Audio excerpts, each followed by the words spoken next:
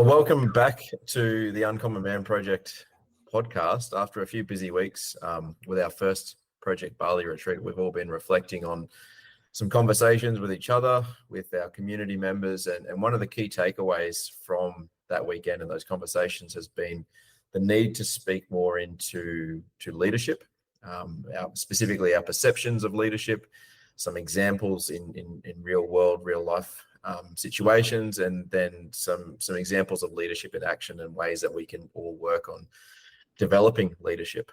So I've got Nick and Josh with me here, and maybe to kick things off, maybe guys, well, Josh, firstly, did you want to define leadership to you? What does leadership mean to you, and specifically some unique qualities that you think a true leader needs to possess? Yeah, it's a good question. I actually had this conversation yesterday with a client where he was like, well, I'm having struggles to step into the next part of his business where he has to hire somebody because he doesn't believe he's a leader. And I was like, cool, what's a leader to you? And suddenly all these images of like the movies of Troy, Gladiator, all these aspects of a leader that we get shown all the time, especially as men, came up, and he's like, oh, none of those. I'm like, either am I, mate. I'll be totally honest with you. I am none of those aspects of a leader. You don't see me wandering around with my shirt off. Well, you do, but not in the way like of an Adonis where you look up and you go, I want that man to lead me in my life. I feel like I could follow that guy. I don't have those aspects. I'm not a hoorah guy. Not the guy who stands up and goes, changes people's state and get them into a bit of a row and get the crowd in to be like, come and follow me into battle. That's never been my thing. And to be honest, in a lot of ways where I found myself leading, it was from a place of reluctance and looking at it from a place of like, this needs to happen in order for me, it was always a greater mission to occur. So it was really a place of reluctance. I didn't want to be at the head of something, but something pulled me there at the same place because I was like, fuck, what could we do if this and this and this happened? So leadership, I don't think necessarily comes down to attributes, but it almost comes down to a situation where somebody is pulled by something greater. And there are warnings out there all the time, regards around this as well. Somebody who wants to be a leader for the sake of leading, because of the status that it brings, because of the privileges that they'll get with that. And that is, throughout history and time, we've seen the most dangerous kind of leaders who are there because of status. And when I look at it, I think one of the greatest attributes of a leader is someone who sees it as a responsibility, a right, and a privilege all at once. Not something that I should necessarily be paid for because I'm in a leadership position, because I think it comes with, well, that's your responsibility. And if you're naturally stepping into that space and you're naturally called, and that is something that aligns with you, is that not enough? Why do you suddenly have to have a bigger salary because you lead something? Because aren't you getting fulfillment from that? Isn't that your payment? So I have a lot of questions around what it means to be a leader, but in my own sight, it's only changed probably in the last year that actually, if you are a leader and it feels fantastic to lead and you're doing something that fulfills you, then why do you need anything more than that? And so I think I know what is not a leader more than I know what is a leader. Like a leader is, I'd say, anti a lot of things. So like I'm anti gaining respect for meaningless shit or respect at all. Who cares? I'm anti status in a lot of ways. Like, I still remember the day that I asked James in the form of a company, like, I think I should be your CEO, James. And he goes, cool, let's do that. But it took a year of like seeing all the things that were going on and where I could help and actually falling in love with the mission, to actually go, fuck, I'm really, really nervous having this conversation. I don't even know if I'm the best man for the job. I'm probably going to get told no, but it's worth getting battered down. It's worth having that tough conversation, because I think what we do is really awesome. And I'd be happy to take a punch to the face just for trying, because that's how important it was at the time. And now it's even more important. Does that kind of answer the question? Yeah, I think that's a really solid answer. I think like what I heard from the first part of what you were saying specifically was there are a lot of different types of leaders, and it doesn't have to be a specific type, like a lot of the attributes or traits that someone might intuitively come up with as an answer to that question, what is a leader? It might be in some forms of leaders, but not in others. Like I was thinking about that before jumping on today, and I come up with a couple of attributes, but then I was thinking, as you were answering that, maybe not all of them are all the time required for every type of leader. Some probably apply to the best types of leaders, but then you can definitely think of examples where those aren't necessarily there, but they've still gotten the job done. So I think that's a really great answer. Did you have any additional thoughts, Nick?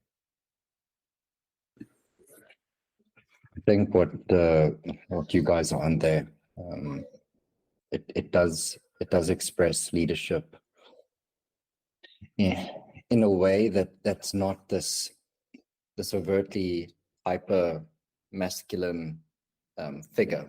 It's someone that is willing to hold that that burden, that bundle, and just like you said, Ryan, just get on with it and get the job done.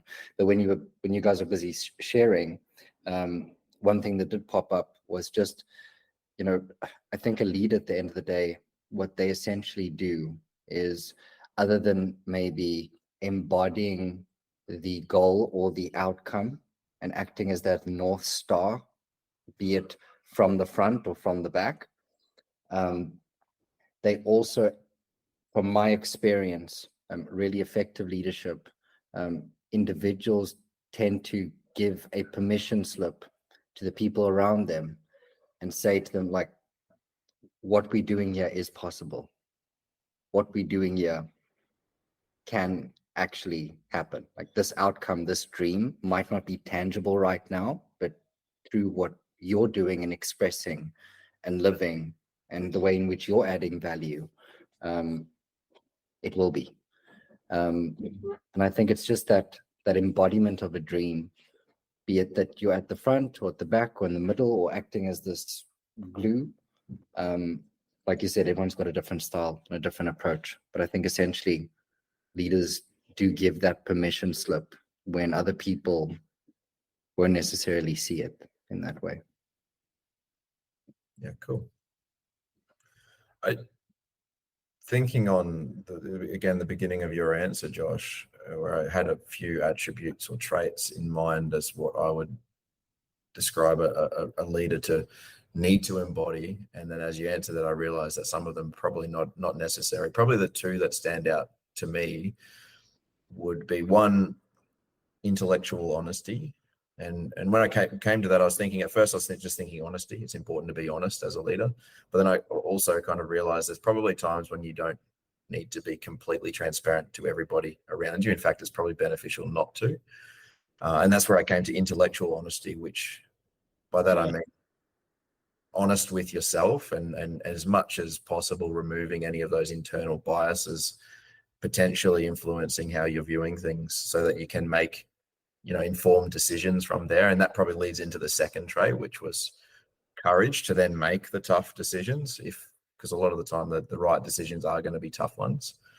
And just on that honesty trait, like I made me even think, just the weekend just gone, I was playing in a semi-final for indoor cricket and batting last, came into bat with my partner. We needed about 35 to win. It was more than achievable.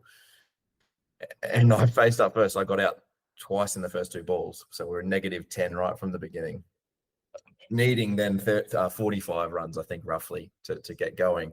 And Rod, my partner, was coming up to me after that, telling me, we've still got this, it's still going to be easy. And we ended up getting there. Like, I don't think I believed him straight up front when he was saying that, but I smacked a couple of sevens afterwards, and then we're back on track, and we ended up getting across the line. And after the innings, I was talking with Rod, and he was like, yeah, I said that, man. I don't think I actually believed it was possible at all. I was just trying to give you the confidence, and it actually worked. Like, if he'd said, mate, we're fucked, I don't think I would have actually been able to get through that innings the way we did and get to the goal towards the end. So the point there is, complete transparency and honesty doesn't necessarily mean or isn't always the best idea, but honesty with yourself sometimes, as the leader, is going to be important so that you can make the right informed decisions. Does that make sense? Yeah, and I think you've probably struck what is one of the most important things when it comes to leadership and business, and that is the knowledge. A great leader knows how to get the best out of his team. Yeah, that is is critical when it comes to results. That's absolutely critical. Yeah, and you've kind of hit on a deeper level of like safety and security. Like, a man is a leader of his family. Doesn't matter what way you want to look at it in this new age world. It's like, people turn to men. This is why stronger men, stronger communities. This is why we have that mission. Because when shit hits the fan, people will look to men. That's just how it is. And so in your family, if you are running around like a headless chicken, your whole family is going to be on fire. They're going to be stressed out of their mind. Use the example of, like, if you're at a scene and the police turn up, you've called them, and they turn up and they're just frantic everywhere and they fucking don't know what's going on. How are you going to feel? You're going to feel lost, confused, scared out of your mind. But when a paramedic turns up or a cop turns up, they walk, they're grounded, secure, and you're like, man, okay, cool. They're here, they're safe. That's a great leader. That's a great man who can do that in his family. And I think it goes back to my comment about privilege, responsibility, and rights. That, as a man, should be enough for you. And this is where we trip up as men. We then go, well, I do this day in and day out. I make decisions all day, every day. I bring home the bacon. Like, the least you could do is decide what's for dinner. Or the least you could do is do this. And I'm like, that's not their right, responsibility, or privilege. That's yours. Oh, but because I bring home the bacon and I do this, then you should do X, Y, Z. No, that is your right, privilege, and responsibility. You get all that just from being the guy. You are, as a guy, that you get that as a birthright. That is a beautiful, beautiful thing. What a great thing to carry through in life. Don't then develop resentment from it. And so I've been sharing this a lot with guys, and I think we had this shared with us, over in Barless. You have that conversation. You own a business. You're working all day. You're making a million decisions all the time. It's exhausting. It is fucking exhausting. You get home. The last question you want is like, hey, babe, what do you want for dinner? And you're just like, for fuck's sake, like, can you just make one decision that I don't have to think about? And then men complain why their woman's hard-headed. Well, like, just my wife's such a hard-headed woman. She's just always driving the decisions, always doing this. And I'm like, well, where have you neglected your right, your responsibility, and your privilege to make decisions for the family? As small as tonight we're having burritos. Tuesday we're doing salmon poke bowls. Wednesday we're doing this. Thursday you and I are going out on a date night, and Josephine's coming in and babysitting the kids. And Friday we're all going out as a team to the beach. Imagine how your wife, partner reacts to that. They feel safe. They feel secure. They feel looked after. And what do you get in return? Holy moly. They say, you give a woman sperm, they give you a baby. They give you a human. You give a woman a house, they'll make it a home. All of those things get 10x back to you by the feminine. And that's where, again, people forget, like, just because you may not be the boss at work doesn't mean you're not a leader in your house. Those are some of the most important if not the most important piece. And I think if men realized the right that they were given when they were born, the responsibility and the privilege that comes with it, they would act a lot differently.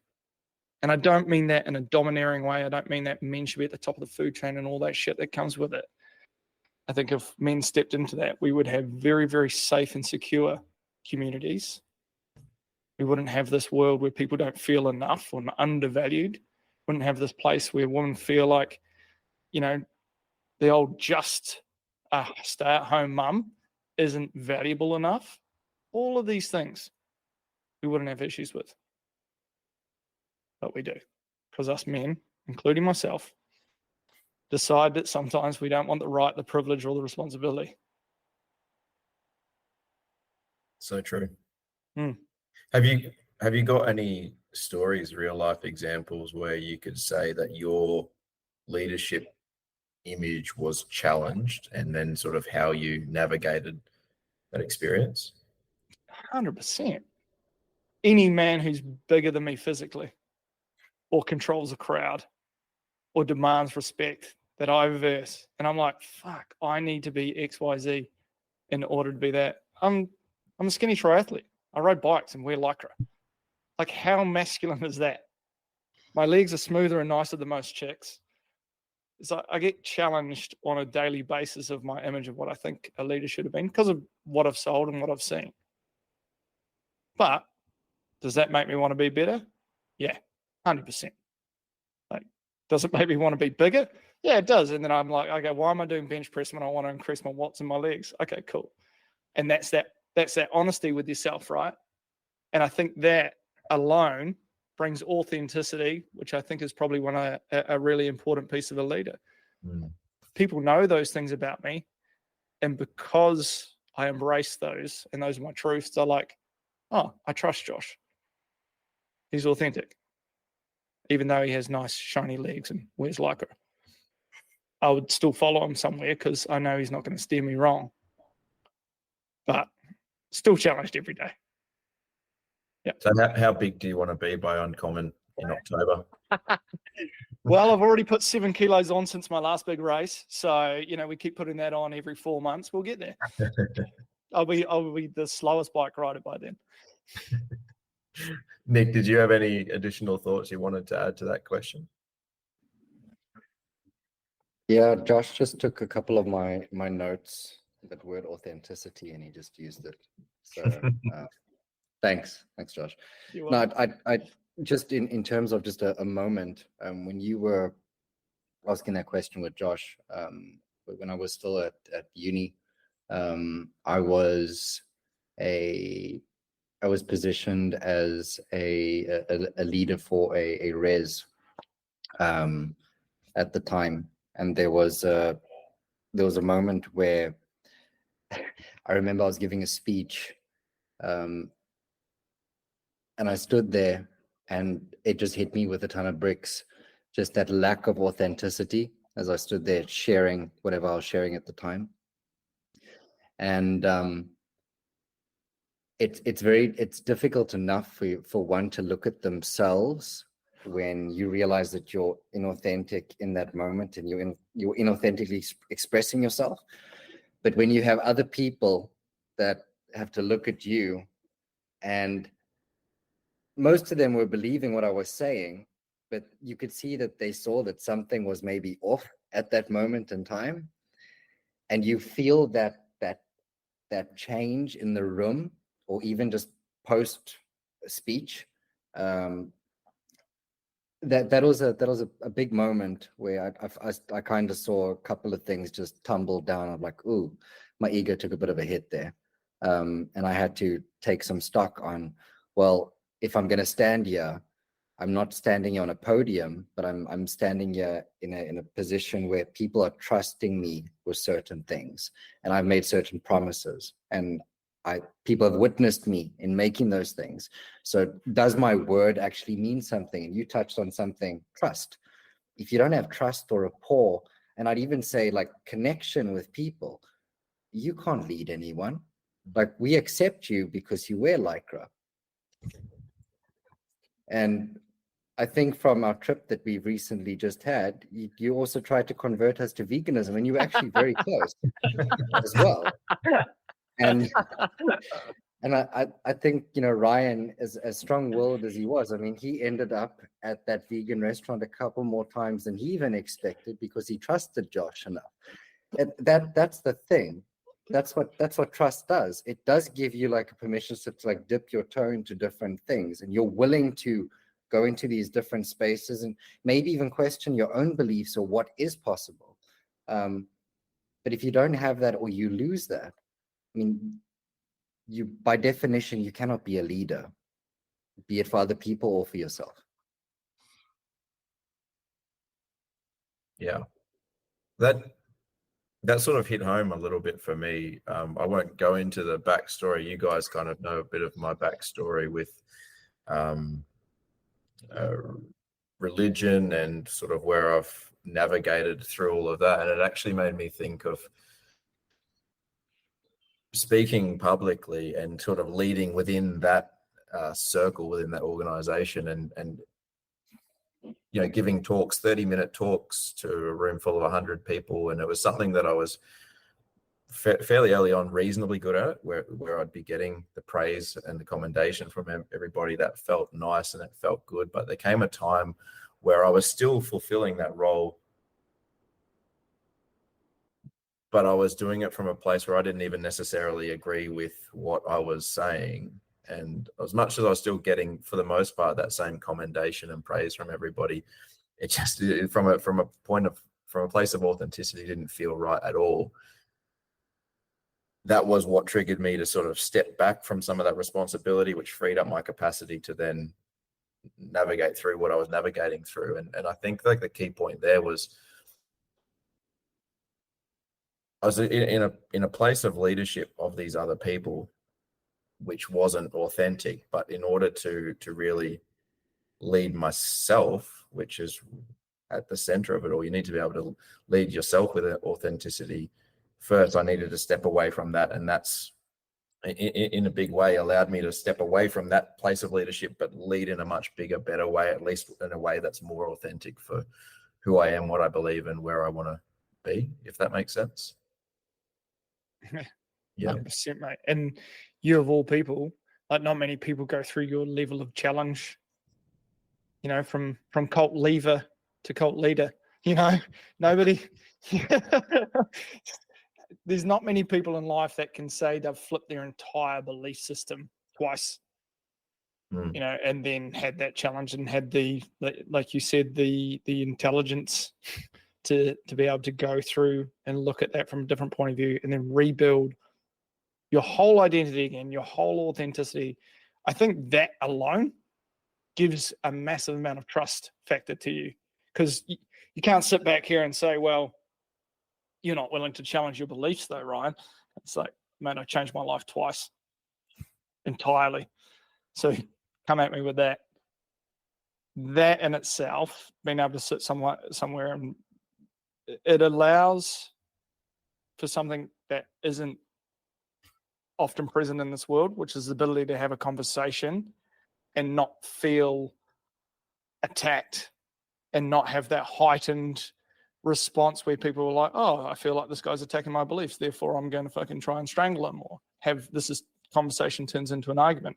I think you having experienced all those things has given you that ability and that essence to, when we have a conversation, that it feels open, honest, authentic, and it makes me feel okay to share beliefs that I may have or that I used to have, or situations that's going on in my life.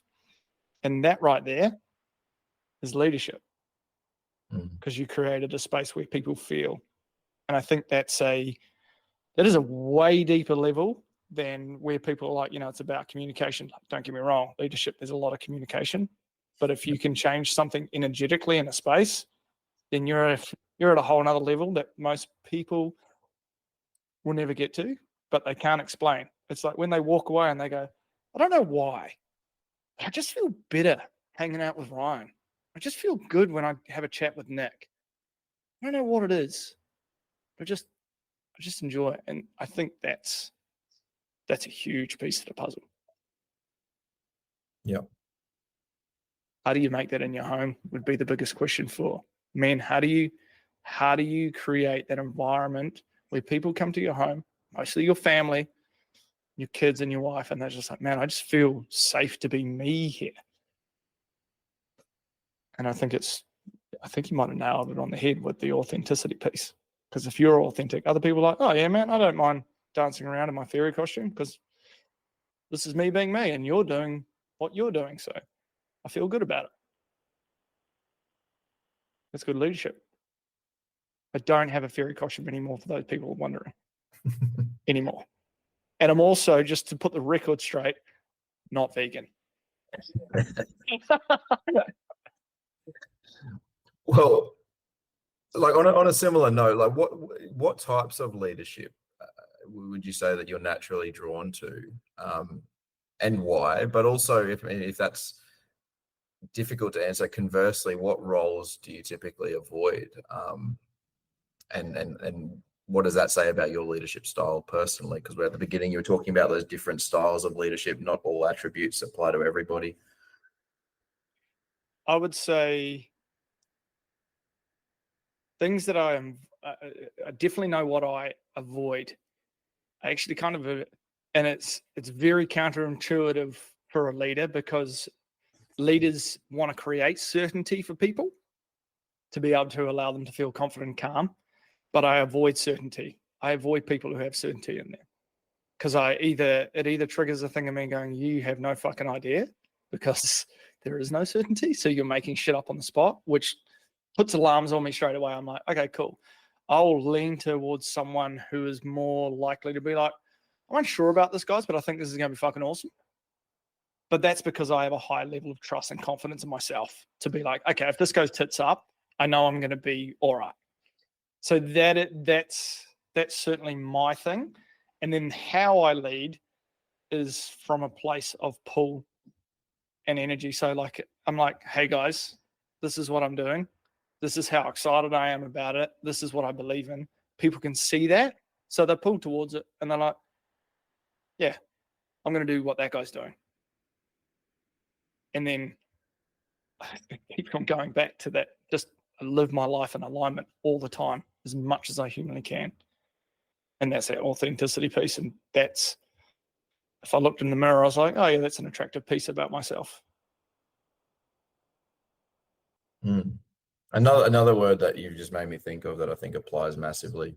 Ironically, I think James Sackle shared this at Abundant a few events ago, but that word congruency is very closely aligned to authenticity, but congruency in doing what we say we're about and actually being and embodying that identity.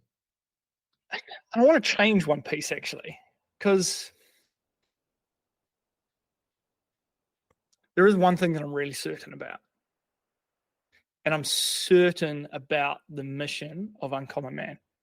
Like, I probably haven't been so certain about something that is, I'm like 100% certain that this is our direction, that we're making impact, that men's are having their lives changed, that their relationships, their business, everything, like, kind of brings up a little bit of like, I don't know, apprehension in me to have that level of certainty, but it is there, because normally that's something, that's the kind of human I'd run away from. But at the same time, I am that guy when it comes to this. I'm like, we're fucking really, really good at what we do. The results speak for themselves, and the relationships and the businesses and things that are going on in the men's lives, I'm like, I'm 100% certain about that. So I kind of, that's a bit convoluted in terms of what I stay away from, because that is definitely what I reflect as well. So that's interesting. Didn't have that thought until then.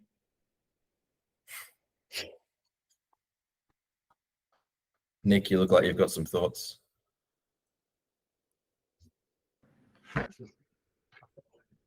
I find that interesting. For me personally, that word of certainty, like I'm always uncertain. I've at not one point in anything that I have done am I certain, other than the fact that I'm just breathing in this moment right now and I exist. That's all that I grab onto. And one of the big things with that level of certainty or even uncertainty, I think that it opens you up to just the possibility of a feeling that you have to go on. It's like an intuitive hit that you're going to get as you progress through all these different decisions, all these moments of clarity or moments of avoidance or moments of uncertainty. There's going to be these little, like, I like to visualize it as like you're jumping from like a lily pad to another lily pad, and you can only see that next step that's available to you, and there's maybe like 3 or 4, but you have no idea how deep you're going into that pond and what's going to be on the other side, like what you're going to be experiencing if you're even in a fucking pond. And at some point in time, it's just like, okay, well, certainty, uncertainty, and a word that I think a lot of us here have used recently is surrender. Like, you've just got to surrender to the fact that you're not going to know everything, that even when you think you know, you don't know, and that's 110% okay. But if you have a feeling about something and you can see some form of a vision or result, that path is not predefined. Like, you're going to define it as you walk it, and it could, go in circles. It could be direct, however it may look. But that thing of uncertainty and that's amazing, Josh. Like, that's the first time you've actually verbalized that's how you feel, and that's what you see. And I can say, in terms of the feeling, I'm certain of the feeling. How it takes shape, I have no fucking idea. And that scares me, but it also excites me at the same time. I don't want to know. So maybe I wear Lycra. Maybe Ryan wears Lycra. Can't wait for the day. I think that's actually why in the past, and probably to a degree now as well, I've shied away from leadership, is feeling very similar to you, Josh, in that I have a lack of certainty, and feeling like to be a good leader, you need to have certainty. Certain people from my past that come into mind that just embody that certainty and just bring people along with whatever they're believing. And I also saw that flip and change overnight so many times, yet they could still bring people along because of the certainty they always seem to have. But I've definitely realized that it's not needed. Even stepping into coaching for me, like in the way that we do here with Uncommon Man Project, for a long time I was in sales roles, and sales is leadership too. You need to have a level of knowledge in what you're doing with sales, probably even to a degree, like a larger amount of certainty. But what prevented me from stepping into coaching was feeling like I needed to have the answers to everything. Whereas with sales, I just needed to have a small bag of tricks, and I could blow people's minds in an hour call and then pass them on to the people that actually knew what they were talking about. And I obviously took that leap, and it's been interesting. I've definitely found that I don't need the certainty that I thought I needed to have, and all of the right answers for everything that could possibly come up at any point in time. I have the certainty in my skill level to pull out the things out of people that they need at that time. I have a certainty in my skill set. That took years. That took years to develop, I'll be honest. And as you keep going, I'm sure in 10 years' time, I'll look back at the version of me now and go, what a fucking rookie. That guy had no skill compared to what I have now. I look at the guy 10 years ago now, and I'm like, what a fucking rookie. That guy had no skill, and he was still creating impact. So that's a cool piece. But I think that's a really interesting piece about the certainty in sales is really important, because people need that to take that massive leap, because it's a fucking big leap when they're doing something new. So I think it's really important there. But I think the uncertainty as you go in to coaching really helps you bring that okayness about it for people, and being able to ask the questions from that place means you eliminate bias, because certainty has so much bias in it. Mm. And you don't want to bring your own bias into coaching, because my experience, my recipe for life doesn't mean it'll work for somebody else. You've got to elicit their recipe, and that's king. Yeah. Yeah, it's a good question for you, Nick, I think. How does your approach to leadership at work differ from your leadership at home?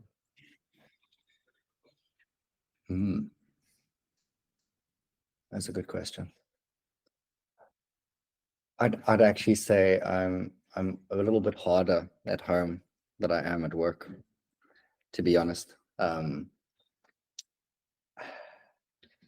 I don't, when I look at people, I think the way that I can express this is I see people as children. That's how I look at people. I look at grown men as children.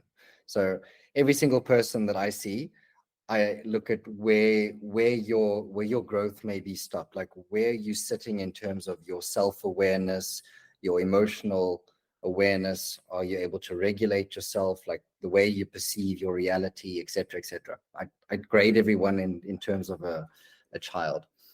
And maybe in this space, due to us having maybe more self-awareness, I don't necessarily have to look at it in that way. So everyone's quite dependent and independent, and people do raise their hands for help. So, and how I approach that is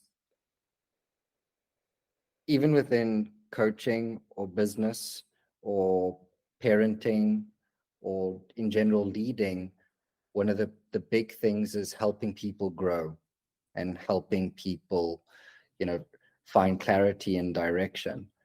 And I believe that is a theme that I bring both to my business and to my family. But in terms of how hard I am maybe on myself, and I'd even say on my kids, admittedly, a lot more difficult here at home, because I see the weight of the indecision, the hesitancy, the lack of clarity, the lack of direction. I can literally see that play out in real time by some of the people that you get to share space with and have conversations with. You can see individuals that haven't had that leadership in their household and haven't learned to embody that leadership within themselves. And it all started off when they were kids. And I mean, even today, before I jumped on this call, it was a thing of, well, one of the conversations I had with my kids would be, why do we have this list of things here that we've all agreed upon doing every morning for ourselves? And he's like, well, it's a routine. I was like, yes, that's right. But it's not just a routine. That there is for you. What does it give you when you've done it? I feel really good, and I feel more calm, and I feel safe. That's from my 8-year-old. I said, well, exactly. So why do you think I'm so hard on you to make sure that you show up and do that? Well, you do that. I said, yes, because like that's how you cultivate a sense of self. You need to see that you can do some hard things even when you don't feel like doing it. And I try to bring that same level of awareness, be it here or in coaching or even within myself, to all different areas that I interact with. But it's all based on the premise of growth, clarity, and direction. And it doesn't need to come from me. You can see me do it, but you figure out your own way that aligns with you. So I'd say that's kind of how it interlinks. It's a difficult question to like conceptualize in another way at this moment, but I hope that made some form of sense. No, it definitely does. I think really simply for me, I choose to, in my work life, surround myself as much as possible with leaders, which allows me to not have to take such a front seat as I otherwise would, or do in personal life and at home and that sort of thing. That's pretty simply like how it just means I'm showing up less of a leader, I think, at times in this space specifically with you guys, compared to how I have to be at home. Josh, did you have any thoughts on that question? How? No, I think I think I'll leave that for something, because I've got something for the guys at the end who actually want to change something around their home. Yep. Okay. Well, one last question, maybe Nick, you've got time for this one last question before you've got to shoot off. Reflecting on your leadership journey, can you discuss any pivotal moments when you fully embraced your responsibilities as a leader, and then what were the impacts of that? I think maybe one of the consistent themes that I've experienced is, and maybe this is just a perception that I have at this moment, is sometimes, like we said at the beginning, the buck has to just stop somewhere. And if you're willing and open and receptive to receiving whatever that burden basket may be, and you're like, okay, well, fuck, no one else is going to carry this thing. It's not going to move. It clearly needs to move because it's going to affect everyone else.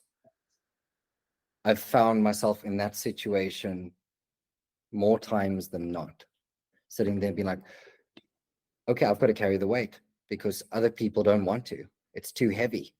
They don't want to take accountability and responsibility.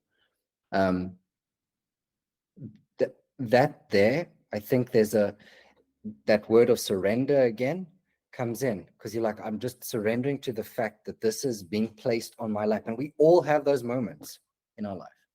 We all have those things where it's just like, this is what you've been dealt. This is the hand that you have. Now, what are you going to do with it? Are you going to sit and tell a story, or are you going to actually pick it up and be like, okay, well, I'm not sure what I'm going to do with this right now, but I know I'm going to have to carry it. So I'll carry it until I understand what that next step is. But by me just accepting this, I know that the next step will reveal itself at the right time when I'm able to see it. That's happened numerous times.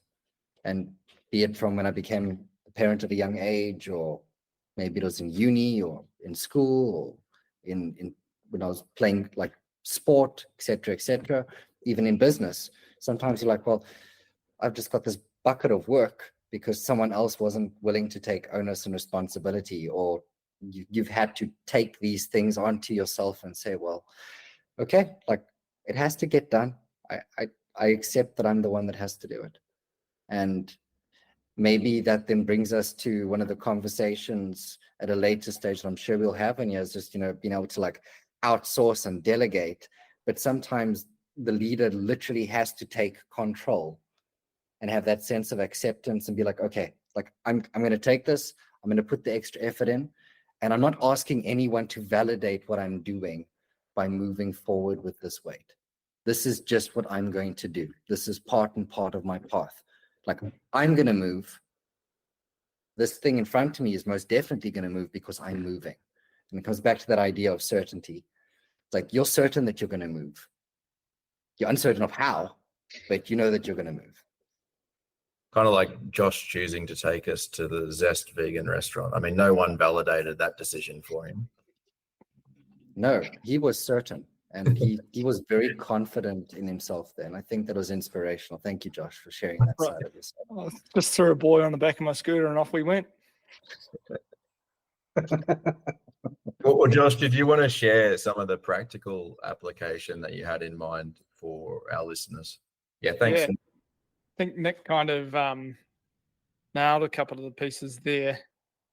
Just trying to put it in a way that it can be used really easily. And I think it had a big impact actually spending some time with Michael Cooper as well on some of those aspects.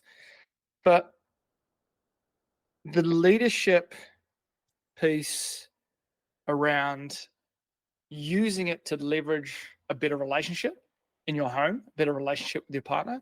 And I think at the end of the day, like a lot of us guys, we want better sex, better connection with our partners, be better at home. We want to be better as well. And so one of the things that I've already alluded to is like, cool, if you want to improve that and you want to improve that in your home, start looking at it as a right, a responsibility, and a privilege to take ownership of decisions and directions in your household.